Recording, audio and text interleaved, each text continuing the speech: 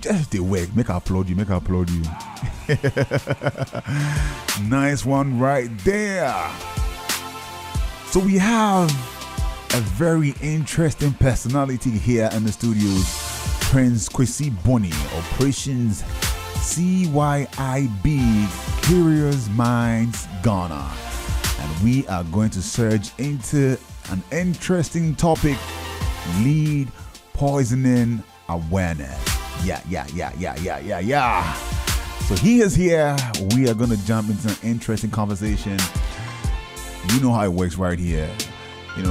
As lead mercury poisoning remaining two of the most silent but devastating public health threats to children and young people in Ghana, exposure largely stems from unsafe recycling practices. Okay, so lead-based paints, contaminated soil, and the use of mercury and illegal mining. Galamsey, these toxic substances cause irreversible damage to developing brains, leading to reduced IQ, learning difficulties, and long-term health complications. Globally, over 1.5 million deaths were linked to lead exposure in 2021, the IHME, with children carrying a large share of the burden. This year's campaign adopts the theme of empowering children and youth as advocates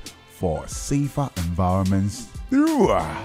The initiative aligns with the SDG 3.9, reducing deaths from, hazardous mechanical, chemical, and pollution, and SDG 12.4, sound management of chemical and waste. Here we have it. We have Mr. Bonny in the building. We are about to surge into the questioning moment. Bossman, hope you're doing well. I'm doing great, thank you very much. How Good are you? to know you are here. I'm good. I'm excited that you're here. Nice. And reading this lead and all those things, it'd be like, say, myself, I make steady. you for make steady. Yeah, so we know we need to highlight the significance of the 2025 lead poisoning, prevention week. Obviously, explore its focus on child health and youth advocacy. So we are here to encourage the public, to participate in this particular awareness. So, Bossu, in general, just give me small tidbits before I jump straight into my questions for you. What is this whole thing about, ideally? Okay, so for years, WHO, together with other UN partner agencies, and in Ghana, we have UNICEF fronting the charge here in Ghana when it comes to raising awareness on lead poison. So every year, between, I think the last but 1 week in October, is set aside to mark International Lead Poisoning Prevention Week, just to raise awareness to people across the world that there's no safe level of lead in the blood of every child. And so Curious Minds, which is the organization I work with, partners with UNICEF for the past 3 years to raise awareness. And so we've had series of engagements with senior high school students, junior high school students, members of parliament, high-level stakeholders, media, just to raise awareness on the impact or the effect of lead poison for children, especially, and for everyone. Because the reason why I'm saying children is because they are the ones who stand the high chance of being affected the most. Okay. So looking at what you're saying, how serious is this issue of lead and mercury exposure in Ghana today? It is very, very, very serious. Right. In, I think, the past weeks, in early weeks of October, FDA, together with UNICEF Ghana, put out a study, and it shows that 1 out of every 2 children has high level of lead in their blood, which shows how serious it is. And in this particular study too, it was realized that substance like Tom Brown, turmeric, ayilo, kaji, agreed, paint, has lead in it. Already we all know that Kanzo has high level of lead in it. And I don't want to even speak about the batteries because in some parts of Ghana, these practices are outmoded where we use batteries to paint blackboards. And so the issue is very serious. It is around us. We eat it in our daily lives because when we were in that meeting and we heard some of the findings from the study, we saw that Tom Brown is something that almost every Ghanaian takes for breakfast compared to cocoa. It's on the same level. I love Tom Brown like crazy. Exactly. And so there were some levels of lead in Tom Browns, in turmeric, in ayelo, especially for young girls who prefer eating ayelo, and even some guys. There are high level of lead in there. And our paint, when there's an outdoor, we change, or when there's a funeral, we change the entire painting, and we don't go in for FDA approved paints because we have huge buildings and we want to save cost, and so we go in for normal paints, especially the paints where after you scratch your body on, you feel exactly has high levels of lead in it. And so it shows how serious. I didn't even mention the issue of galamsey and the exposure of mercury from and lead from that particular aspect too. I just wanted it to relate to our everyday lives, like eating of Tom Brown, eating of turmeric, and the statistic: 1 in every 2 children have high level of lead in their So in their these body. things that you've mentioned, they are like the main source of exposure when it comes to, being affected. Yeah. Wow. Yeah. And you mentioned something like 3 years ago, awareness. So what happened years before? Does it mean that there's been like crazy damages already made? I need to get this one because I'm scared. Did you? So I asked you the question. Did you know about lead? Yes. But then the normal Ghanaian wouldn't. Lead is not something we talk about often here in Ghana. We don't even talk about We it. don't even talk about Rarely. it. Exactly. Compared to COVID, compared to HIV, compared to normal health-related issues. We do not talk about it. But then the impact of lead is what causes, you see, for children from the ages class 1 upwards, we mostly receive complaints that this child is not smart in class.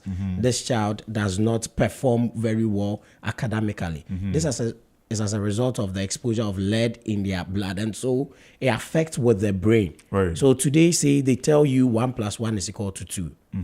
The child goes home because of the lead in the blood. The child completely forgets what 1 + 1 is. You understand? and it has affected all of us. And so I sometimes sit down and realize that, it's as a result of the kanzo I've been eating. Because I really like that part. Anytime you're going to buy wachi or jollof or rice, you call for kanzo and then you eat it. And then you find out that they tell you something today, the next day you forget about it. You'd have to study and study and study and study. For some of us, maybe the reason why we're able to go finish university, start getting work is because the exposure was managed at some level. But what about the other young people who, and the funny thing, you wouldn't even know that you have lead poisoning. It's that serious. It starts from a very small point of view and then builds, affecting your brain until you get to work. You are tired always. You forget you have meetings. You forget you are supposed to work on things. You see, I'm just picturing myself in that position because I grew up loving Tom Brown, and I'm just thinking about the fact how I've consumed. And you know that for Ghana, the Tom Brown, most of the Tom Brown we consume are the ones that regular people, the normal Ghanaian makes. We do not go in. We don't even check if it is FDA approved. And then we go in. And so back to the question you were asking. 3 years ago, before Curious Minds and UNICEF started, there was work going. We have something protects the potential of every child.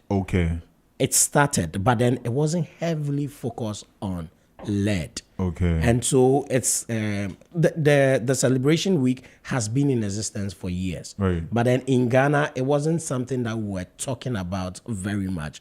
Curious Minds, in our small ways, we do speak about it. UNICEF supports to speak about it sometimes. But then in recent time, the level of advocacy, the level of studies that has been published to raise awareness of the issue is much significant compared to some years back, because now we are seeing that it's in our everyday life.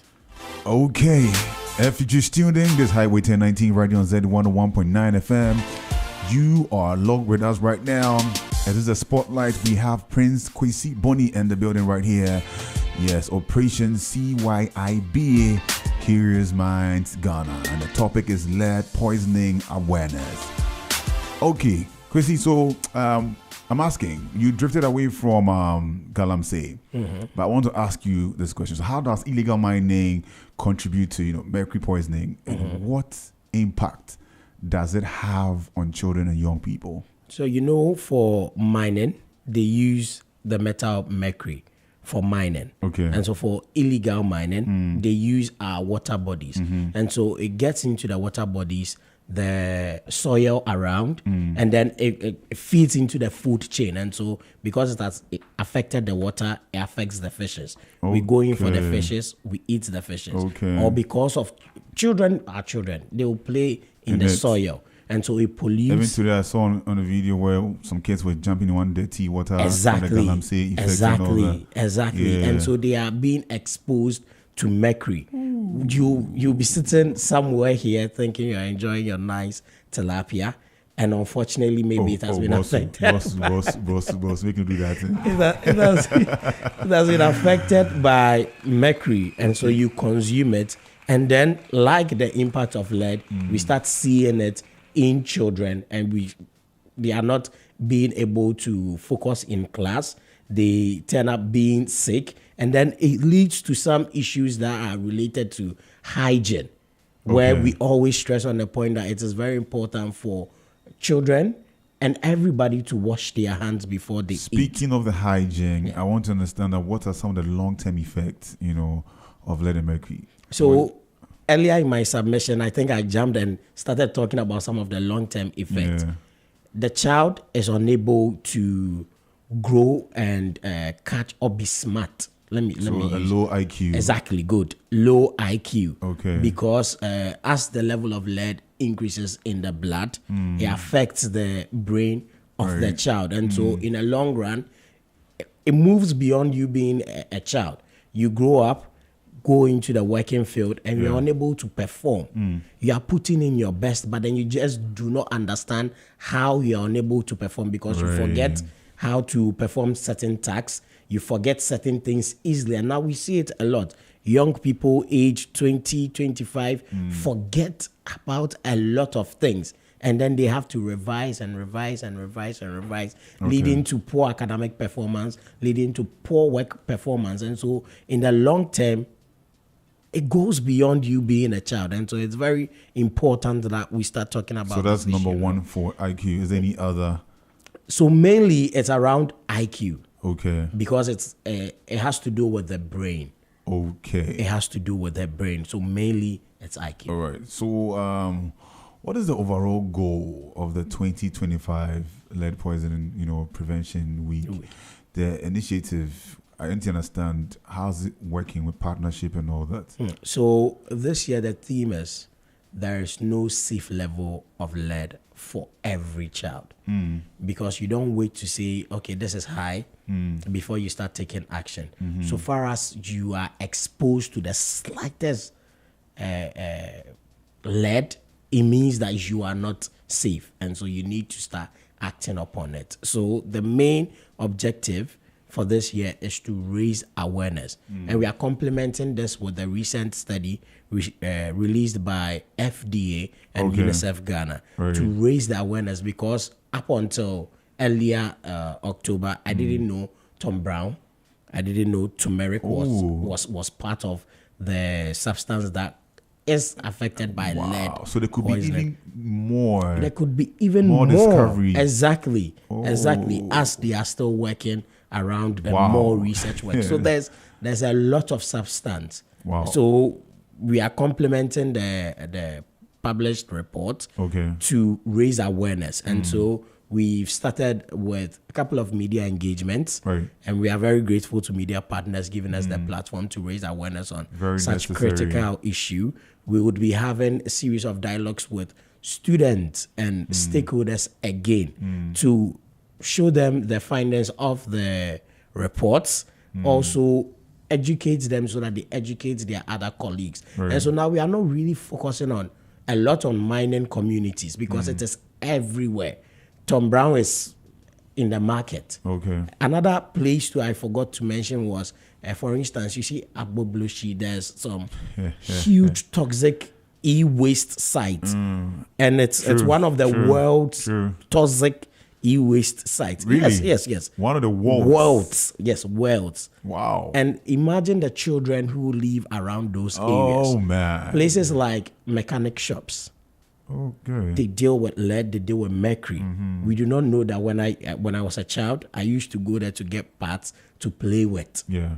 And these are things that are closer to even our schools. And so students close from school, play around these areas, and they end up consuming some of these substances. So, looking at this, can you share details about the regional youth colloquial and how young people will be able to engage themselves in this thing? Yes, so we would be having series of regional youth colloquiums in the Ashanti region, which will happen the latter part of this year, around November, to reach over 500 students, Right. to raise awareness, also increase our campaigning effort. We would move from the Ashanti region to the Western region mid next year. Right.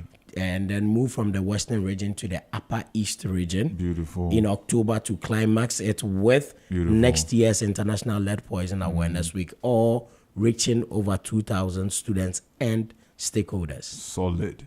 So you mentioned, media partners. Away from that, which other team do you have to push this campaign? So we are working with UNICEF. We are working with an NGO called Pure Earth. We are working with the Ghana Health Service. Okay. We are working with EPA.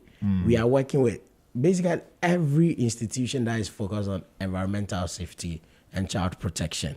These are main partners we are working with. And of course, the media, which we can't take out of the picture.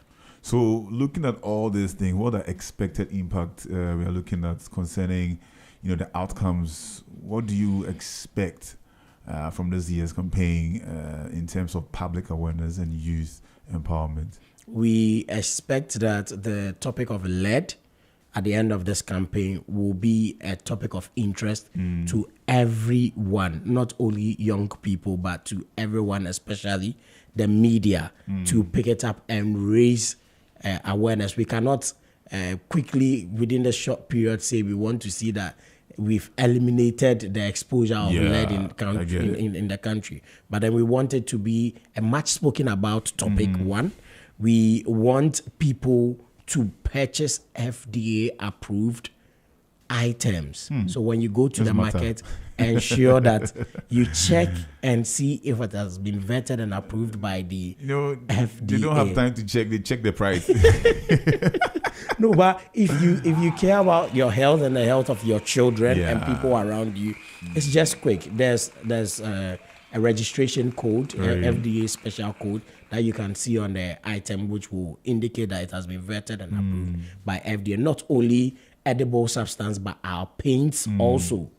Also, we want to ensure that other stakeholders who are parts of leading the bringing the exposure rates to the higher level, like the mechanic shops, the Ayelo, you can't say Ayelo should be, because it's Ayelo is highly consumed. Exactly. Its consumption is crazy. Exactly. It's highly consumed. And so we are seeing how best that can be regulated together with partnership from FDA so that it's regulated. And then we see how best we reduce the exposure of lead in these substances. So these are the main objectives of this year and next year's campaign. So how can schools, parents, and communities help prevent this whole issue? It's simple. Okay. Buy FDA vetted and approved items. Schools, teach the students about the impact of lead exposure. Call for Ghana Health Service, call for FDA, call for resource persons to visit your schools to educate your students on these harmful metal and how best they can stay away from it. And most importantly, washing our hands with soap and running water. Right. So what will be your final words for me, looking at the message that you have poured to us right now and the campaign you're embarking on this 2025? What will be your final state and strong, firm statement to the listeners? So there is no safe level of lead for children. And so it's very important that we buy veterinary approved items from the market, especially the things that will be consumed by children. We should ensure that children wash their hands regularly with soap and running water. And we shouldn't wait for levels of lead to reach to the highest point before we seek medical counsel. We should always be on the lookout and always visit the health professionals to know our lead status. Interesting right here. As he did talk, I did think plenty things my head inside. Charlie, we chopped things so. But this is why we are here, and he is mostly here to enlighten us more on this particular issue that we are just looking at it on a lighter note. So the 2025 Lead Poisoning Prevention Week reminds us that the topic exposure is preventable. Get it? And that children deserve environments free from harmful chemicals. So through joint efforts from partners like, UNICEF and Ghana Health Service and Curious Minds, Ghana is taking an important step towards protecting future generations. Beautiful one right here. Prince Kwesi Bonnier. Yeah, man. The name said it sound like some football star. He's Operation CYIB, Curious Minds, Ghana. And we had a discussion right here.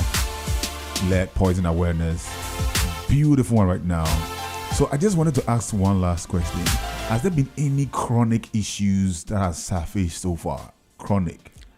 I wouldn't know. Okay. Because it's more of the Ghana Health Service. We would have to rely on Ghana Health Service for data, and so I could get that data and then share, so you could share with our listeners. I wish you had one part like who scare them small, so everybody make steady for the town inside. No, but you should be scared, because for the issues I've spoken about, it's very, very harmful. It's very serious, and it's around us everywhere we pass. And so unless you want your kid to always carry the class, feel free. Some people tell you that, you are rich, Lisa, then Tom Brown, Tom Brown and call you get it. And some are also taking this Tom Brown, they are sitting in offices being GMs and CEOs and what so not. So then people say nothing. But if I get one striking matter way, it hits it like, just shake the foundation. When they get to the market, don't ask price. It's the FDA and I'll get that data for you. Get it. Beautiful, beautiful, beautiful. So next time when we need you, we'll still call you through and gather the data for you. We need to push this to the world, Ghana at most too. Okay, Highway 1019 right on Z101.9 FM. We are done with the spotlight. Few minutes to the top of the hour, 5 p.m. Man like Manuel will join me in the world of sports. So stick and stay. Don't touch that dial. I will be back. Stay tuned. Yo,